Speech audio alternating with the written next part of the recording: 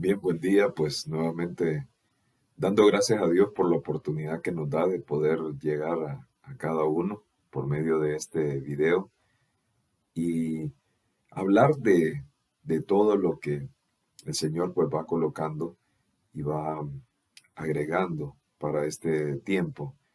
Y vamos a hablar de un tema, siguiendo su ejemplo. El ejemplo es el ejemplo de quién? El ejemplo de Jesús, de la vida de Jesús.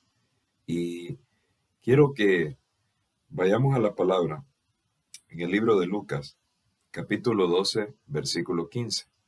Declara lo siguiente. Y les dijo, mirad y guardaos de toda avaricia, porque la vida del hombre no consiste en la abundancia de los bienes que posee. Mire qué principio tan básico y que nos enseña tanto a través de él. Ahora, entiéndase la palabra, si tal vez usted me está viendo por primera vez.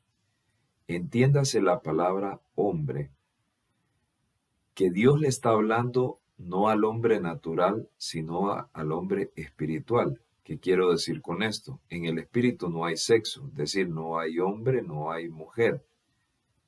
Entonces, esta palabra hombre que va dirigida al espíritu, va dirigida igualmente para un hombre, como va dirigido también igualmente para una mujer. Así que cuando usted lea hombre, no se sienta, si usted es mujer, no se sienta mal, no, porque está hablando del hombre espiritual, está hablándole tanto al hombre como a la mujer. Y aquí le está diciendo tanto al hombre y a la mujer. Ojo con esto, que no consiste en la abundancia de los bienes que posee el ser grandes, sino que todo lo contrario. ¿Por qué? Porque muchas veces, nota que a veces el ser humano piensa que el éxito de una persona radica en las cosas que acumula, en aquello que posee, en las pertenencias que posee naturalmente. Y la pregunta que nos deberíamos de hacer, si esa persona muere, dice la palabra que se cruzan dos puertas. Una es la de condenación y una es la de salvación. La puerta que esa persona cruce es la que me va a dar la respuesta de qué calidad de vida vivió. Porque, ¿de qué me serviría tener bienes en abundancia? ¿De qué me serviría tener las cosas que humanamente tal vez una persona anhela?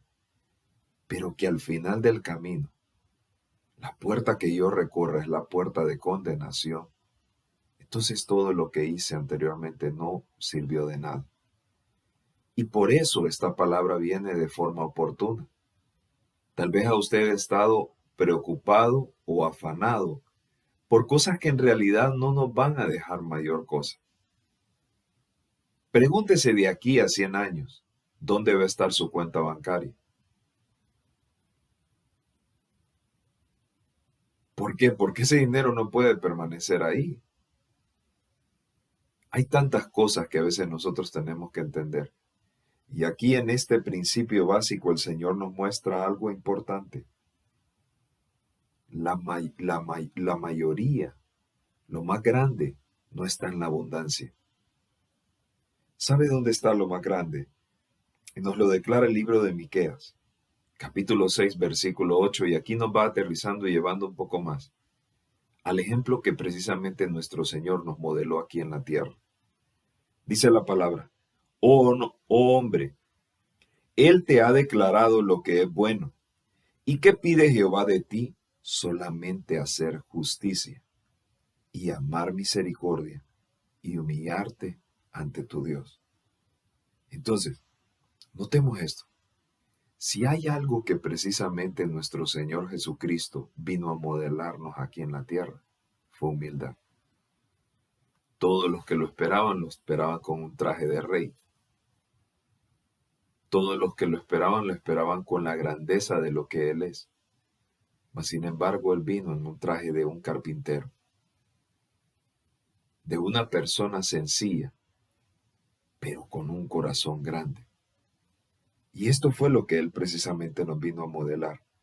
Ahora bien, también nos mostró lo que era el amor, nos mostró lo que era la misericordia y nos mostró también lo que era la justicia. Todo eso nosotros lo podemos ver a través de los evangelios. Y sé que hay muchos ejemplos de lo que yo le podría citar de esto, pero quiero puntualizar en uno, que nos habla precisamente el libro de Juan, en el capítulo 8, del versículo 4 al 11. Usted lo puede buscar y puede leerlo más a detalle. Pero si usted se fija bien en esa palabra, Jesús nos modela, primero, cuando nosotros estamos con humildad. Fíjese bien, Él, siendo Dios, se despojó de todo eso. ¿Y qué fue lo que Él hizo? Él vino a esta tierra. ¿Para qué? Precisamente para modelarnos lo que era la humildad, lo que era buscar la presencia del Padre. ¿A través de qué? A través de la oración. Jesús pasó más tiempo orando y buscando la presencia del Padre para saber que cada decisión que él iba a tomar iba a ser la correcta. Entonces, viendo ese pasaje, dice que la gente se le acercó a Jesús. Y todos los fariseos, todos los que estaban ahí, le dijeron, esta mujer ha sido sorprendida en el acto mismo del adulterio. Y usted sabe que para que haya un adulterio tienen que haber dos personas, pero solamente estaba la mujer. Ya desde ahí, ya desde ese momento, ese acto era injusto, porque también el hombre tenía que, tenía que estar ahí, pero solo era la mujer. Ahora, noten con la sabiduría con la que Jesús actúa, porque estos hombres le dicen, en la ley Moisés nos envió a apedrear a tales mujeres. Juicio contra la mujer. Y si hay algo que nosotros tenemos que entender precisamente del ejemplo de Jesús, fue que Él vino a esta tierra precisamente a elevar, a dignificar el papel de la mujer.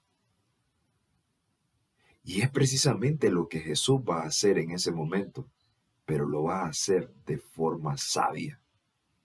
¿Y cómo puede llegar uno a esa sabiduría? Precisamente cuando buscamos de Dios, cuando buscamos de su presencia, porque supo responderle a esos hombres de forma de hacer que aquello que era injusto se volviera justo. ¿Por qué?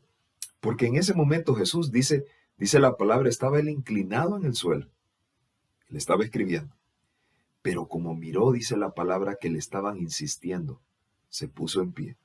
Y las palabras que les dijo, el que de vosotros esté libre de pecado, que arroje la primera piedra. Qué excelente respuesta. ¿Por qué? Porque sin duda todos los que estaban ahí en ese lugar tenían algo, tenían un pendiente y no tenían el valor moral de decir, ok, yo que soy perfecto voy a lanzar esta piedra contra esta mujer. Jesús lo pone claro en ese momento, pero dice que en el momento que estos hombres escucharon esta afirmación, uno a uno se iban retirando. Y note lo siguiente, dice la palabra que enderezándose Jesús le dijo, mujer, ¿dónde están los que te acusan? Ninguno te condenó. Y mire las palabras de Jesús, ni yo te condeno. Vete y no peques más. ¿Qué es lo maravilloso de este pasaje? Dios mismo, el que sí tiene, el que sí podía apedrearla, el que sí podía levantar un juicio contra ella, tiene una cosa, misericordia, como la tiene con ella y como la tiene con nosotros. Y en ese momento, aquella mujer que había sido humillada, aquella mujer que había sido reducida a lo más bajo, Dios la dignifica y la levanta. Y en ese momento le dice, no peques más. vete. Qué lindo es nuestro Dios, porque sabe que a veces nosotros tenemos que tener esos actos de justicia. Pero para seguir ese ejemplo, pa- para poder llegar a eso que nosotros necesitamos hacer en nuestra vida personal, particular, familiar, de trabajo, tenemos que ser justos, pero también tenemos que tener que mostrar esa capacidad, esa misericordia, ese amor, ser humildes. Para tener todo eso, necesitamos buscar más al Padre. ¿Cómo? A través de su palabra, a través de su perfecta voluntad, a través de sentarnos y tener la capacidad no solamente de nosotros llegar a pedir y pedir y pedir y pedir. Hay momentos en los que también hay que hacer una pausa, guardar silencio y escuchar a Dios. ¿Qué es lo que nos tiene que decir? Entonces, ¿qué es lo importante que nosotros tenemos que entender? Hay una parte que debe de haber en cada uno de nosotros. ¿Y sabe cuál es? El servicio. Jesús vino para servir a un plan, para servir a un propósito divino. Jesús no vino haciendo su voluntad, sino vino haciendo la voluntad del Padre y por eso le buscaba. Mire lo que dice el libro de Marcos, capítulo 9, versículo, y lo voy a leer del 33 al 35, pero lo voy a leer en la versión Palabra de Dios para Todos, la PDT. Mire cómo dice: después llegaron al pueblo de Capernaum. Cuando ya estaban en la casa, Jesús les preguntó a sus seguidores: ¿de qué hablaban ustedes en el camino? Y mire lo que dice el versículo 34. Pero ellos se quedaron en silencio, porque en el camino estaban hablando de quién era el más importante. Y en el versículo 35 dice: Jesús se sentó y reunió a los 12 apóstoles y les dijo: si alguno quiere ser, ojo, el número uno, entonces debe ocupar el último lugar y servir a todos. ¿Qué fue lo que les dijo? Si queremos ser el más importante, en el reino de Dios, las cosas se invierten. El más importante no es el que tiene más bienes, el más importante no es el que tiene mayor notoriedad. El más importante es aquel que tiene la capacidad de que siendo importante se vuelve el último. ¿Y quién es el mejor ejemplo? Nuestro Señor Jesucristo, que siendo Dios, vino para servir. Por favor, note un detalle. Y usted puede ir a la palabra y lo va a notar igualmente conmigo. ¿Cómo se presentaban esos hombres de Dios en esas salutaciones, en esos saludos que hacían en las cartas? Pablo, un hombre que escribe 14 libros en el Nuevo Testamento. Un hombre que es formado por Gamaliel. Un hombre letrado. Un hombre que conocía. ¿Cómo se presenta él en una de sus cartas? Por favor, notemos lo siguiente. Romanos 1:1 dice lo siguiente: Pablo, siervo de Jesucristo, llamado a ser apóstol, apartado para el evangelio de Dios. ¿Cuál es su primera presentación? Siervo de Jesucristo, servidor de Jesucristo. Su presentación primera no es soy el apóstol, no, soy el siervo, soy el que sirve, soy el último en la cadena. Hay una palabra incluso que usa en uno de sus libros el apóstol Pablo que dice: y yo el último, como un abortivo. Pero ¿cuánto aprendimos de este hombre? Que tuvo la capacidad que estando preso, que estando en las peores de las circunstancias, tuvo la capacidad de venir y de ser, antes que cualquier cosa, servidor. Mire lo que dice el libro de Santiago, capítulo 1, versículo 1. Santiago, siervo de Dios y del Señor Jesucristo, a las 12 tribus que están en la dispersión, salud. En su salutación, ¿qué es lo que él destaca? ¿Que es un apóstol? No, que es un siervo, que es un servidor. ¿Por qué? Porque Dios mismo lo dijo en el libro de Marcos.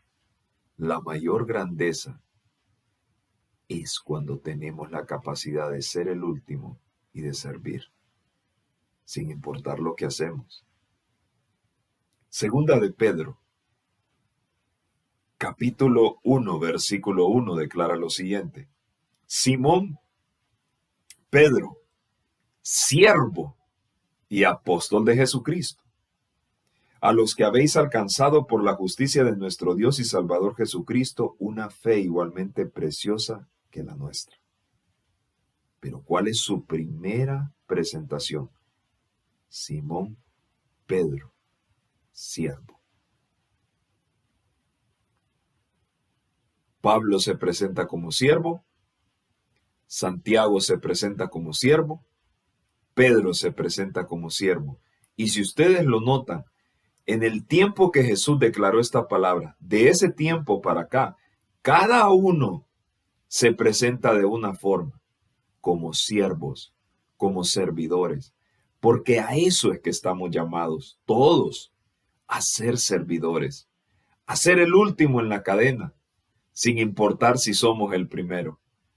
Entonces, qué maravilloso es cuando nosotros entendemos este principio, porque entonces ahí es donde nosotros podemos aplicar la palabra, cuando tenemos esa capacidad de servir, cuando tenemos esa capacidad de servicio. Qué lindo es cuando conocemos a una persona que no se limita por la situación de lo que usted le pida que haga, sino que por el contrario, sin importar lo que usted le pida, lo hace. Qué bonito es cuando usted conoce a una persona que puede ser una persona, un profesional, tener un determinado título, pero que no le va a quitar nada el hecho de poder servir a otro, que incluso ocupe un rango menor, sino que por el contrario, le sirva con la misma dignidad con la que le serviría a un jefe y le dé ese nivel de respeto que la persona merece. ¿Sabe? Eso es maravilloso. Qué lindo es cuando nosotros podemos servir a un propósito y cuando nosotros tenemos en claro que cuando servimos a esos propósitos es cuando verdaderamente alcanzamos cosas grandes. ¿Sabe? Había una película, ya es un clásico, una que se llamaba Rescatando al Soldado Ryan, pero me gusta la temática de esa película. ¿Por qué? Porque al final, en el principio de la película, notan las personas que están, las secretarias que están redactando cartas, que había una madre que estaba por recibir la notificación, la familia Ryan, y todos sus hijos habían muerto en combate. Pero una persona se percata que hay uno de ellos que todavía está vivo. Y entonces, en ese momento, deciden hacer una misión. Deciden ir a rescatar el hijo de esa señora que todavía quedaba vivo. Y para eso, un grupo de hombres tiene que cruzar un lugar de campamento enemigo para llegar a donde está ese muchacho, salvarle la vida. Y en el momento que le tengan que llevar esa noticia difícil, esa noticia que no es para nada fácil, que el gobierno en ese momento le llevara y le dijera, mire, fuimos a rescatar a uno de sus hijos y se lo traemos con vida. Pero para eso, hombres tuvieron que ofrendar su vida. Y me gusta el final de esa película, porque al final este hombre le pregunta a una de las personas, ¿en realidad me gané que dieran la vida por mí este puñado de hombres? Hoy podríamos hacernos esa pregunta. ¿En realidad soy digno? ¿En realidad soy merecedor? Que aquel que me amó dio su vida en la cruz por mí y se sacrificó y se humilló y pagó lo que yo tenía que haber pagado. Él lo pagó en la cruz. Entonces, miren lo que dice Filipenses capítulo 2, versículos 5 al 8. Haya pues en vosotros este mismo sentir que hubo también en Cristo Jesús, el cual siendo en forma de Dios no estimó el ser igual a Dios como cosa que aferrarse, sino que se despojó a sí mismo tomando forma de siervo, hecho semejante a los hombres, y estando en condición de hombre, se humilló a sí mismo, haciéndose obediente hasta la muerte y muerte de cruz. Servir en el propósito divino, servir en aquello que Dios precisamente nos manda hacer. Hay una misión que tenemos como hijos, hay una misión que tenemos como padres, hay una misión que tenemos como compañeros de trabajo, hay una misión que tenemos como sea esposo o esposa, hay un deber, hay una misión. Qué lindo es que en cada uno de estos papeles que nos toque jugar, tengamos en claro una cosa: el servicio. Porque en el servicio hay un valor muy importante que se destaca para este tiempo. Mire lo que declara la palabra en el libro de Filipenses capítulo 2 versículo 3. Nada hagáis por contienda o por vanagloria, antes bien, con humildad, estimando a cada uno de los demás como superiores a él mismo. Note cómo se une esta palabra con la palabra del libro de Marcos. ¿Por qué? Porque en esta parte precisamente Dios está destacando: si quieres ser el número uno, sea el último. Qué maravillosa, cómo la palabra se enlaza toda y cobra sentido. Porque si queremos ser los más grandes, tengamos esa capacidad de colocarnos en el último de la fila, de colocarnos así como se colocó el apóstol Pablo, que tuvo la capacidad de escribir una gran cantidad de libros, y todos ellos escritos en los momentos más difíciles que un ser humano puede estar pasando, pero que tenían claro que antes que cualquier cosa servía a un propósito, servía a un hombre, servía a un Dios. Entonces, qué lindo es cuando nosotros tenemos en claro esto. Y quiero cerrar esta palabra con el libro de Filipenses, capítulo 2, versículos 9 al 11, que declara lo siguiente: por lo cual Dios también lo exaltó hasta lo sumo. ¿A quién? A nuestro Señor Jesucristo. ¿Por qué? Porque Él se puso de último en la cadena y le dio un nombre que es sobre todo nombre, para que en el nombre de Jesús se doble toda rodilla que está en los cielos y en la tierra y debajo de la tierra, y toda lengua confiese que Jesucristo es el Señor, para gloria de Dios Padre. Qué maravilloso es que nosotros podamos ver que en eso que Jesús hizo, de colocarse, de ser el primero, a colocarse el último en la cadena, esto fue suficiente para que Dios mismo le diese un nombre que estuviese por encima de todo. Dice, ojo con esto, el que estaba para ser número uno se humilló. Y esto es lo que tenemos que entender, que en el reino de Dios, cuando venimos nosotros y tenemos la capacidad de ¿qué? De tal vez estar en una posición, humillarnos y tener esa capacidad de ser humildes. Y con humildes, entienda esto, no se trata de pobreza, se trata de ausencia de orgullo. Se trata de matar el orgullo, eso que precisamente sacó el enemigo del reino de Dios. Esto es lo que nosotros tenemos que entender. Somos servidores. Y el mejor ejemplo que Jesús nos pudo dejar a nosotros fue precisamente el servicio. Él vino para servir. Él vino para arreglar aquellas cosas que no estaban del todo claras. Él vino para levantar, por ejemplo, el carácter de la mujer, para dignificarla, para elevarla, para darle el punto que necesitaba para tener ese equilibrio. Y la pregunta que nosotros tenemos que hacer, ¿somos en realidad servidores? ¿Servimos a los demás o nos servimos de los demás? Porque esto es lo maravilloso, cuando tenemos la capacidad de servicio, cuando tenemos esa capacidad de renunciar a todo, decirle, Señor, yo me someto a ti, yo me someto a tu voluntad y a lo que tú deseas que yo haga. Tal vez usted ha vivido una vida en la cual usted ha querido hacer las cosas a su manera, de formas en las cuales usted piensa que han sido las correctas, pero que al final no lo han sido. Tal vez usted era de esos que ha querido alcanzar el primer lugar y se ha empeñado siempre en estar en el primer peldaño, cuando en realidad lo que suma es cuando tenemos la capacidad de estar en el primer peldaño y pasar al último. Tal vez usted dice, es que yo, para poder seguir una vida con Cristo, tengo que estar en el lugar perfecto. Y no entendemos que lo único que nosotros tenemos que hacer es humillarnos y decirle, Señor, yo sé que no estoy en el lugar perfecto.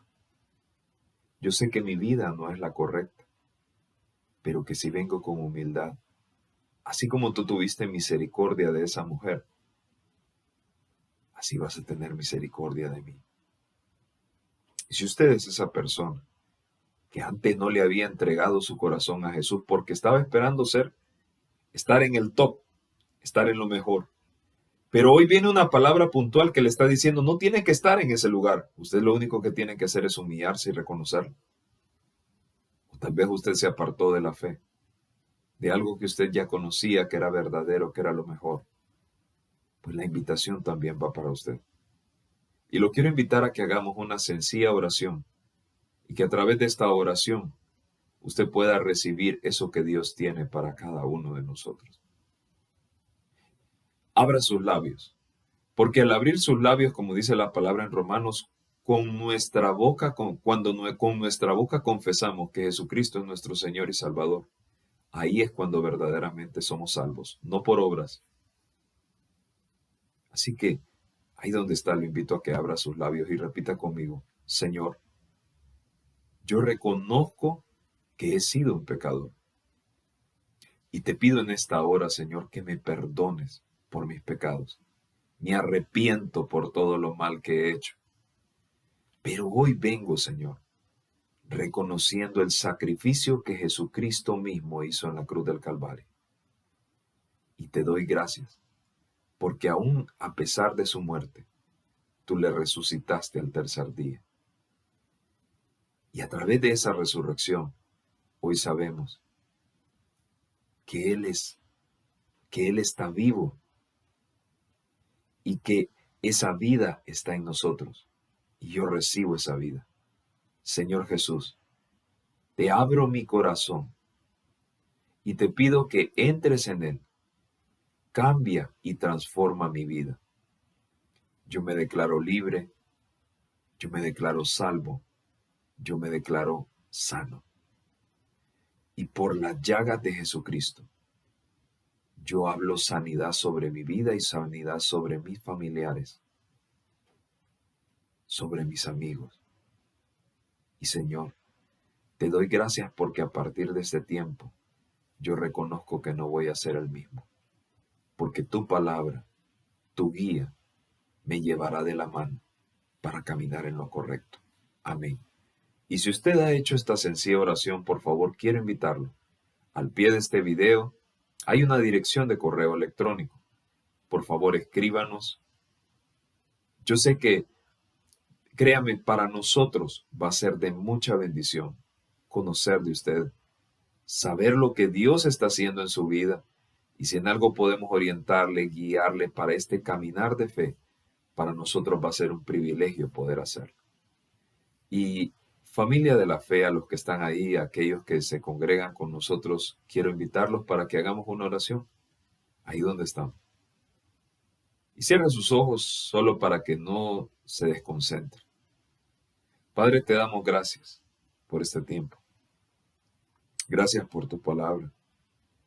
Gracias por lo que día a día, Señor, haces en nuestras vidas. Permite, Señor, que a través de esta palabra nosotros podamos caminar de tu mano, entendiendo tus planes, entendiendo tus propósitos, entendiendo lo que tú quieres hacer en nosotros. Llévanos a entender tu plan, llévanos a entender tu propósito, llévanos a comprender, Señor, lo que tú deseas y nos mandas para este tiempo. Gracias, Señor, porque sabemos que si caminamos de tu mano y en tus planes, Señor, vamos a tener la humildad, Señor, para bajar de toda cadena que nosotros hayamos levantado, de todo atrio que nosotros hayamos levantado. Danos esa sabiduría. Conéctanos con tu propósito, Señor, y haznos entender el servicio. Haznos entender cuando verdaderamente somos útiles a tu obra y queremos ser útiles a tu obra. Por ello te pedimos de sabiduría, Señor, para caminar de tu mano y para entender tus planes. A ti sea toda la gloria y la honra por lo que tú estás haciendo para este tiempo, porque sabemos que en este tiempo, Señor, es cuando más tú nos estás formando y nos estás enseñando y preparando para todo lo que está por acontecer. Lo declaramos y lo creemos por la fe en el nombre que sobre todo nombre, en el nombre poderoso de Cristo Jesús. Amén y amén. Así que ahí donde está, le bendigo y nos vemos en la próxima. Bendiciones.